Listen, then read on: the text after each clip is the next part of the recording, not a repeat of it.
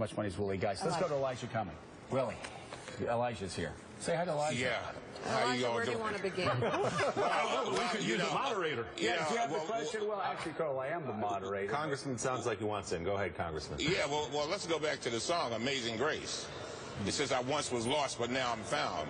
Was blind, but now I see. It's the song I've been singing all my life. Right.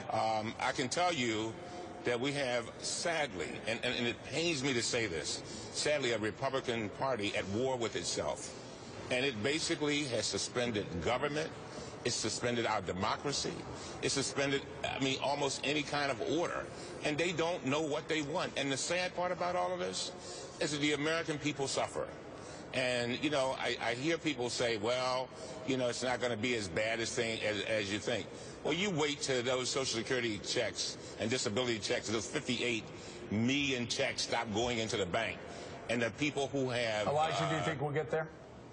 I think I don't know. Hopefully today we will get something from the Senate that we can live with. But then the question becomes, Joe, what happens when it hits the House?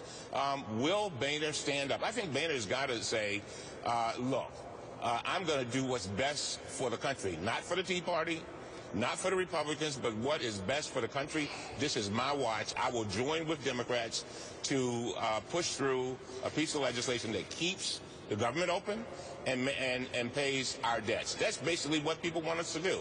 When I go home to my district, people are saying, Cummings, you mean you guys can't keep the government open and pay the debts that you owe? Yeah. Come on. Yeah. We're better than that. Yeah. Congressman, you've known Speaker Boehner for a long time. Do you believe in your heart of hearts, knowing what you know about him, when the 11th hour arrives and that hour is approaching, that he really will allow the United States of America to breach the limit and perhaps go into default? I think I know him fairly well. I think the John Boehner that I know would not allow that to happen.